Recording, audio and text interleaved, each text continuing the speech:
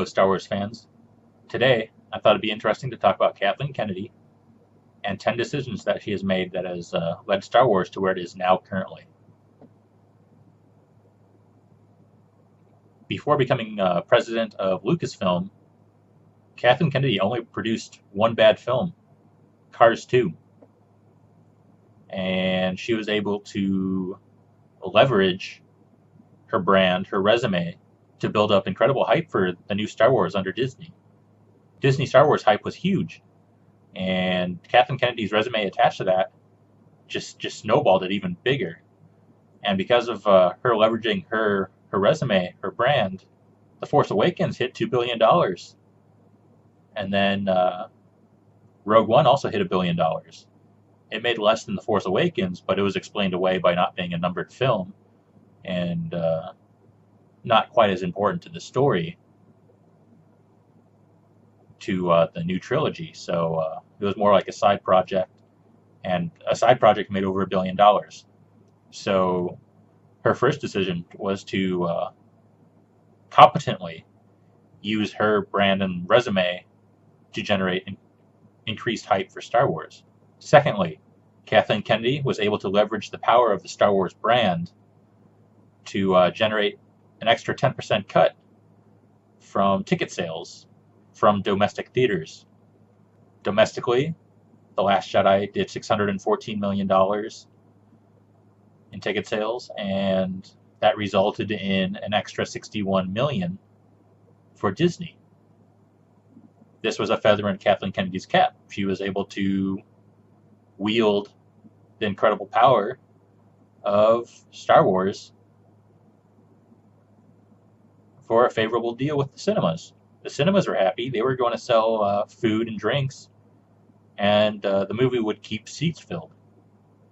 That seemed like a win-win for everyone. However, that is Kathleen Kennedy's last positive decision. Thirdly, when The Last Jedi came out, it was apparent that she had made the choice to make a film that she or her friends would enjoy over what the audience, the myriad Star Wars fan base, would enjoy. And it became apparent with Rotten Tomatoes, with the divide between the critics and the fans. And that divide revealed the scope of Disney's marketing, and revealed the shills, the people. It revealed the collusion between the media and Disney. And the fans, the divided fan base, that were now eager to find out why their expectations had not been met, all the promises had not been met, were enlightened to the shills, pretty much. They realized that they couldn't trust some of these media personas and article writers. And if you can't trust the media hyping up the movie, you can't trust that the movie is going to be worth the ticket. That's going to result in lower ticket sales forever for the brand, for the Star Wars brand. Another of Kathleen Kennedy's decisions is how she hires and then fires directors. It doesn't look good for the company and the president of Lucasfilm when these people are starting on projects and then she gets rid of them. There's creative differences. It's bad PR. Bad PR translates to lower ticket sales. Fans no longer have confidence in the project because now we're going to get this Frankenstein film that has a couple visions that the directors were trying to portray, and they're trying to mesh it all together into a coherent story, and it doesn't work, especially not since it's not just the director's hands that are in the pie, it's Kathleen Kennedy's. And Frankenstein films are what happen when you keep on firing and then hiring new directors. So that translates to lower ticket sales.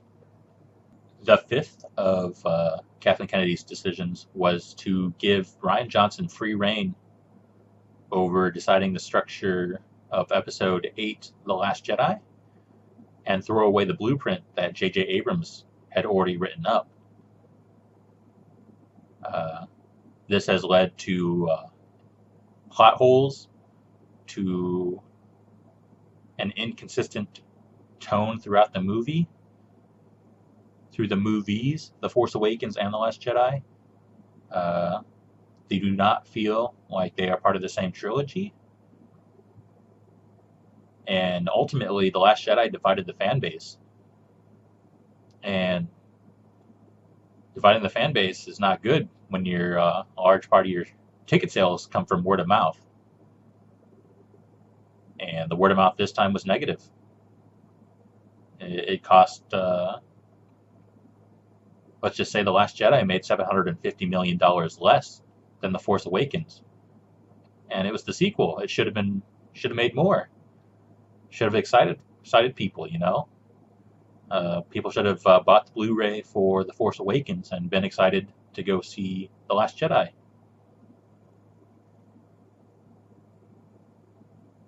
It didn't work out, and divided the fan base, and a divided fan base leads to lower ticket sales.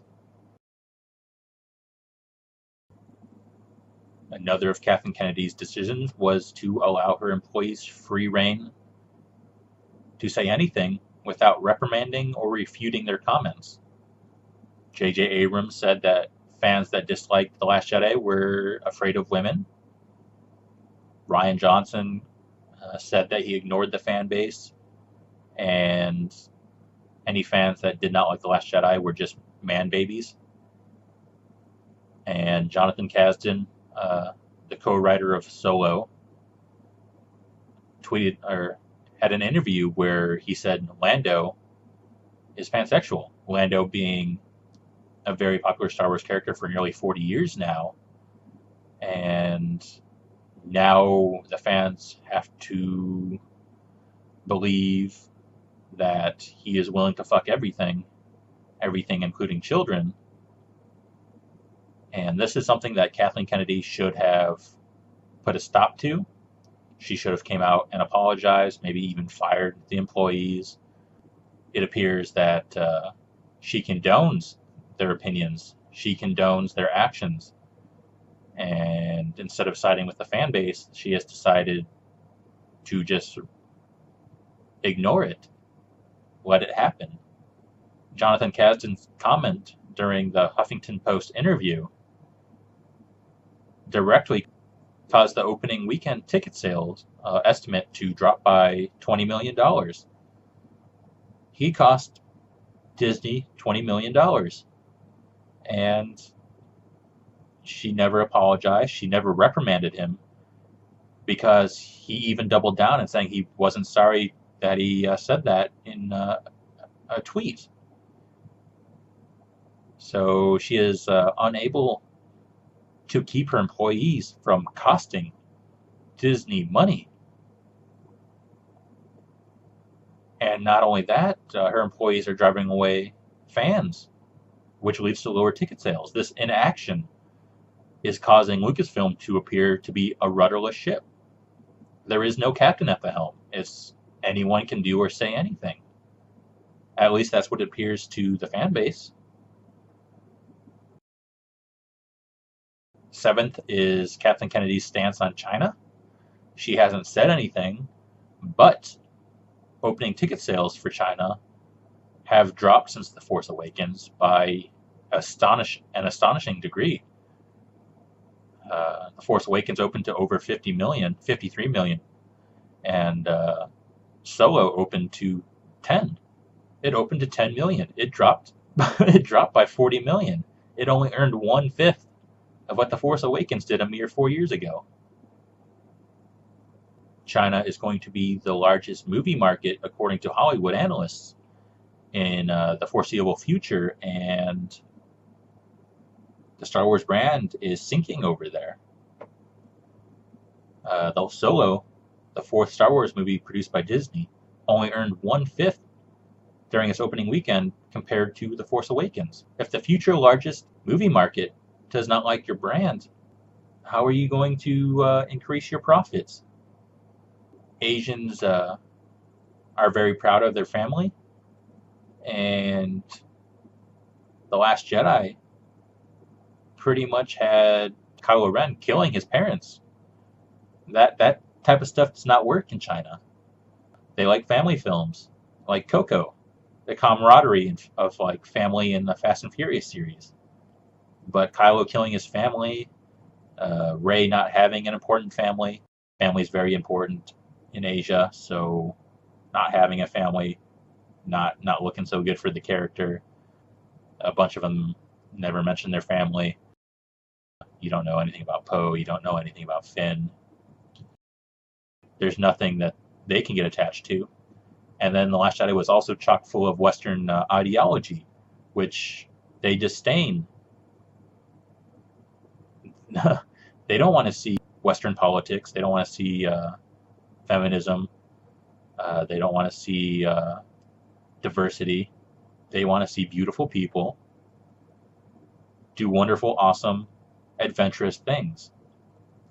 They don't want this drama where their family members are dying, and her inability to make films that appeal to the Chinese audience is sinking the Star Wars brand in China. Another of Kathleen Kennedy's decisions was to ignore the divided fan base that resulted from The Last Jedi and release Solo, a Star Wars story, during the Memorial Day weekend. This has raised a few eyebrows among the media, wondering why they didn't release the film during December, but there is a reason for it. She thought that Solo, even with reduced ticket sales from a divided fan base, could still take the box office record for the Memorial Day weekend. And she failed. She probably thought that even if the ticket sales were bad, she could still tout to the shareholders that, hey, look, I still got the record. Star Wars is still doing good in my hands. And it backfired horribly on her. Solo is only 7th on the list of ticket sale records for the Memorial Day weekend. And it is now apparent that Star Wars, under her guidance, is not what it once was.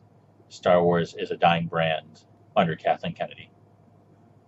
Kathleen Kennedy's next decision was to use misleading marketing after Solo, a Star Wars story, bombed during its opening weekend. And fans are more aware than ever now of how tightly knit the media is with the movie industry.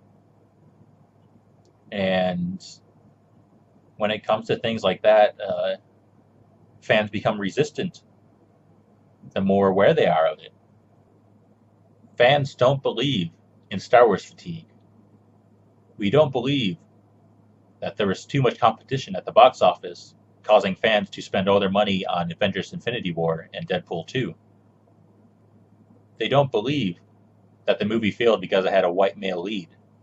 They don't believe that real Star Wars fans would go camping instead of going to see a new Star Wars release in theater during its opening weekend.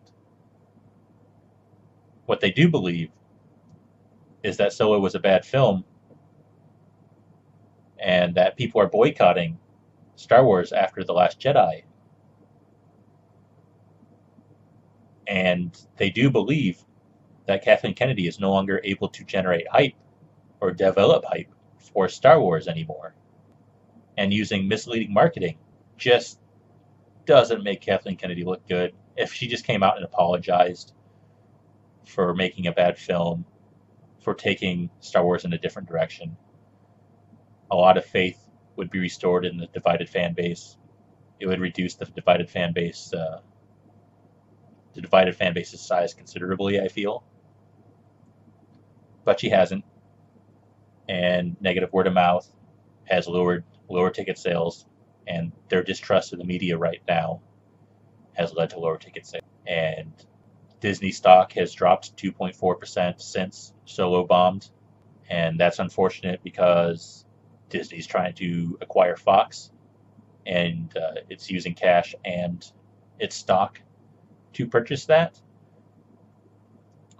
Fox. And she hurt the deal, the value of the stock before the deal finished. And so Kathleen Kennedy can't be feeling too hot right now. Lastly, Kathleen Kennedy has decided not to listen to the fan base, not to listen to the fans. And how can she grow the franchise if she has instead divided the fans? Her job as president of Lucasfilm should have been to keep the fans happy and have the fans, through word of mouth, grow. But instead, she has made films for her peers in Hollywood over the fans that have loved the franchise for 40 years. And a franchise that is not bringing in new fans cannot sustain itself. And she has done this at a time where it makes things worse for Disney. Disney's trying to do a merger with Fox, or at least they're trying to buy out Fox, and they're using stock to help purchase it. And she's ruining the value of the stock with Solo bombing.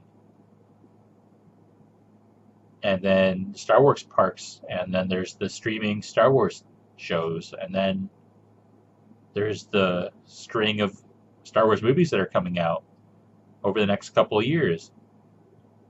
And all she's done is hurt the franchise. She's made two good decisions.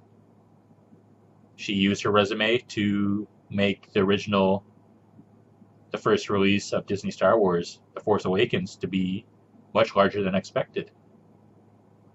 And she was able to negotiate with the power of the Star Wars brand to get an additional cut from The Last Jedi from theaters, an extra 10%, which resulted in an extra $61 million in profit. But everything else she's done has just hurt the fan base, hurt the franchise, and ultimately, it's insane that she still has a job. And the best thing Disney could do is to fire her.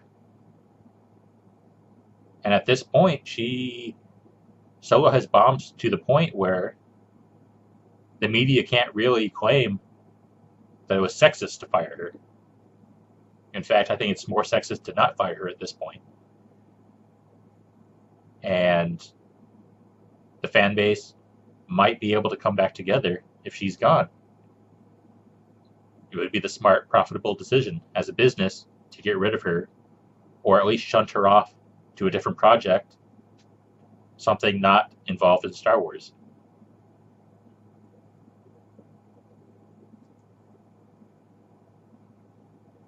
So despite Kathleen Kennedy's decisions being quite bad,